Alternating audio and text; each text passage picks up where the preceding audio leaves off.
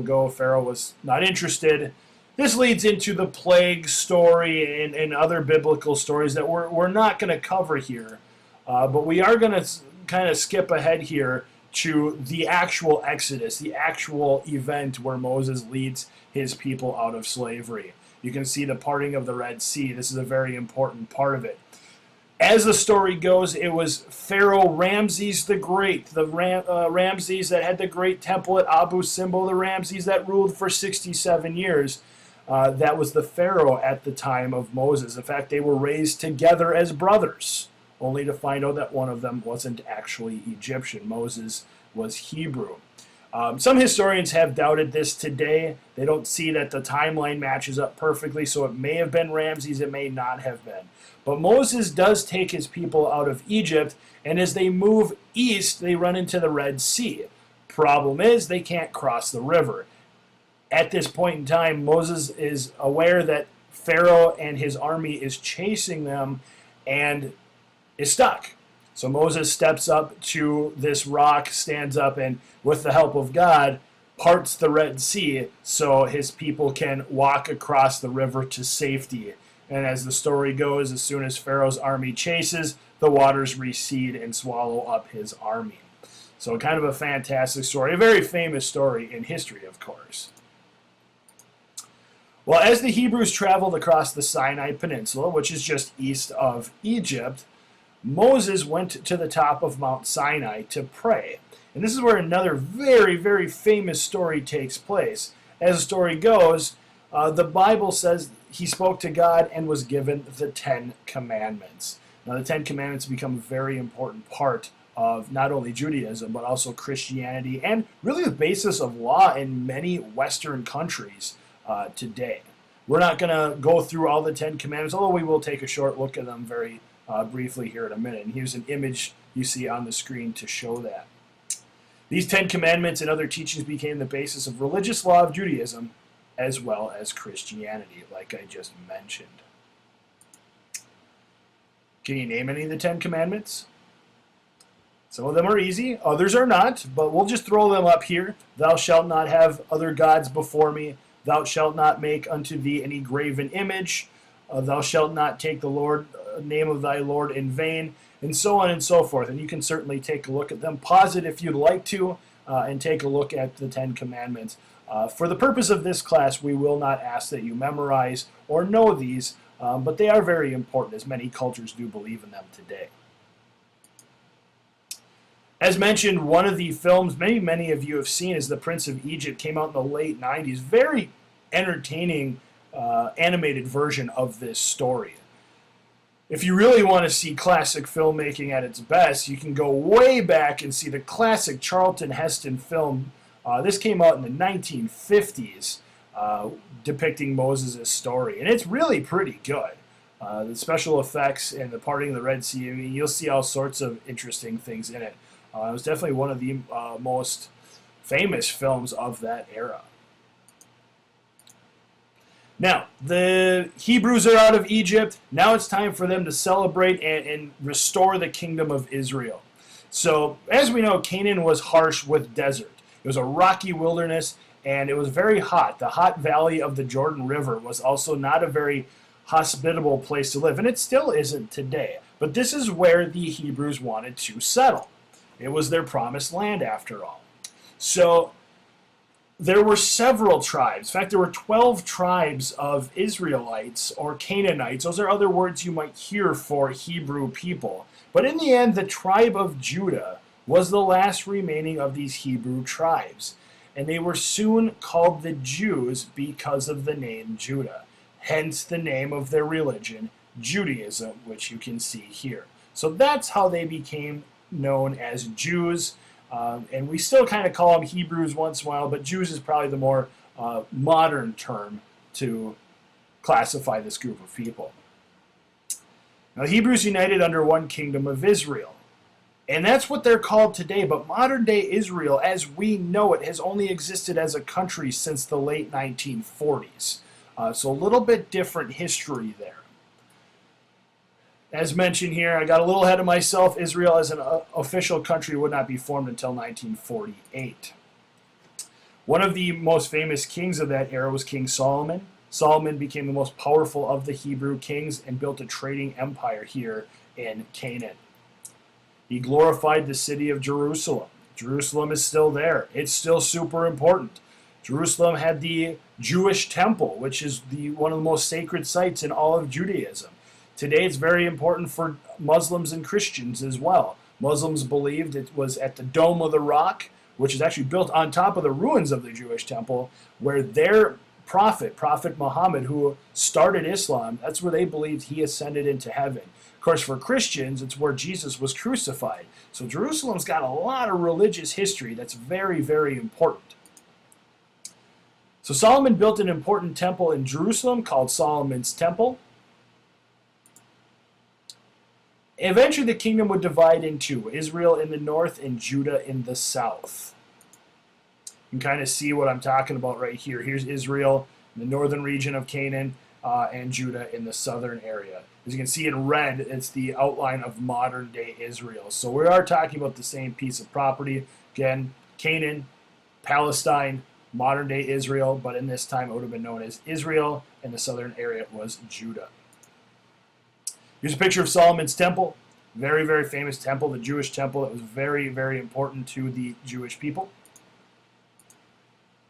Now, we're going to talk about something very quickly called the Babylonian captivity. This is where things kind of go bad again. So eventually disaster struck. Both Israel and Judah had to pay tribute to a group of people new in the area called the Assyrians. Well, let's first define tribute. Tribute is a piece money paid by a weaker power to a stronger power. Essentially what I mean by that, it's almost like a tax. Like, we're not going to come and wipe you out if you pay us. Well, of course, you're going to pay then if you know you can't beat them militarily. The Assyrians were really, really tough people. You did not want to mess with the Assyrians. So they paid this tribute to avoid being attacked, but it wasn't enough. The Assyrians still decided to move into this region.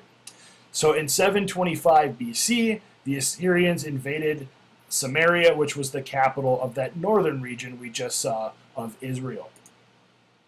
By 722 BC, the whole northern kingdom was under Assyrian control.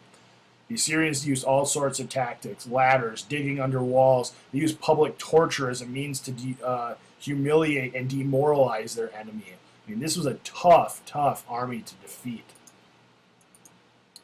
The southern kingdom of Judah lasted another 150 years before falling to the Babylonians. A little bit of problem here. The Assyrians had been losing control to the Babylonians under a king named Nebuchadnezzar. And so as history sees groups fighting each other. There's always one group that wants to fight the next one, another group that wants to fight them. So you've got the Assyrians moving in, you've got the Babylonians moving in. This is just what happens in history.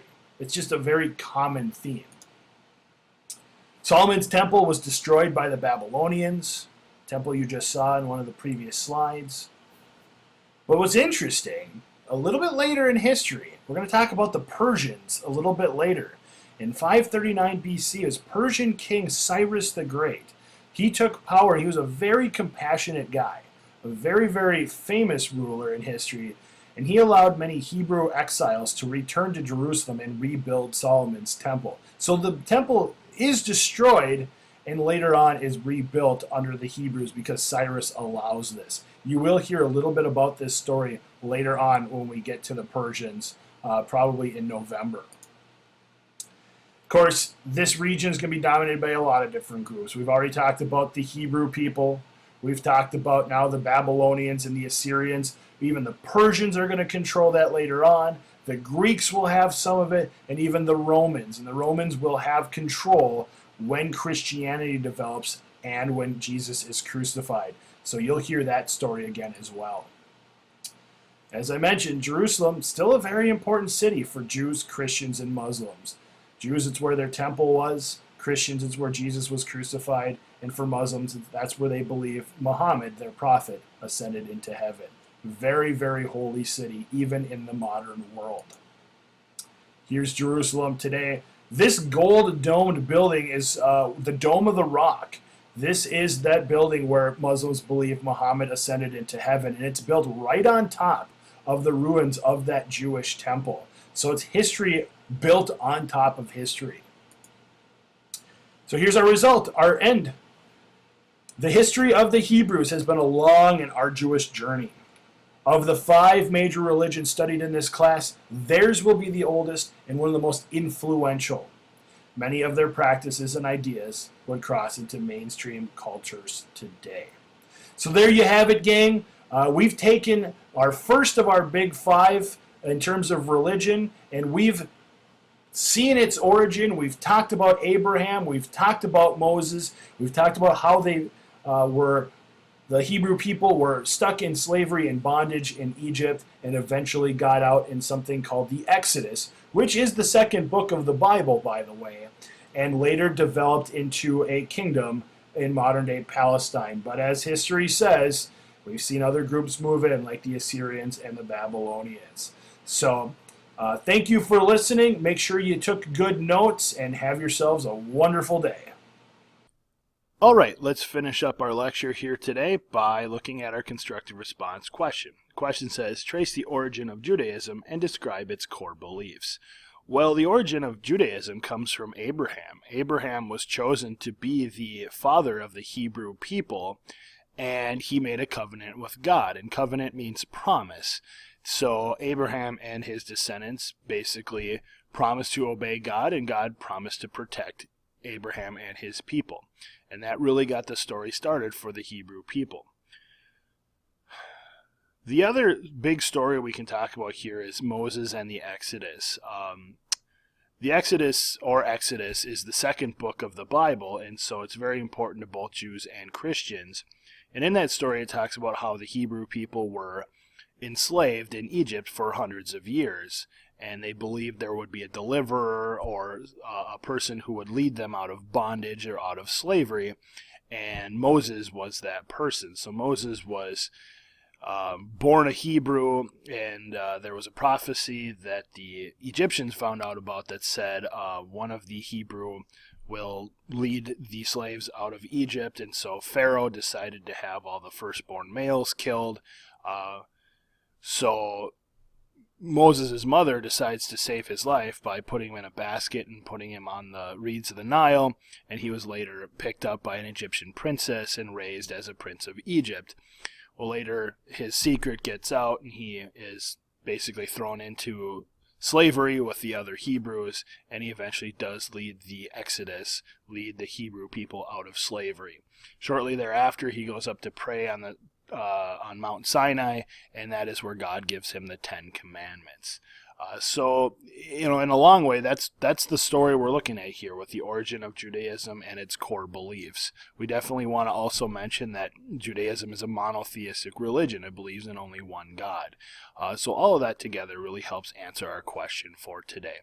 So that's going to do it for us. That's going to wrap up our story on Egypt. It's going to wrap up our story on Judaism.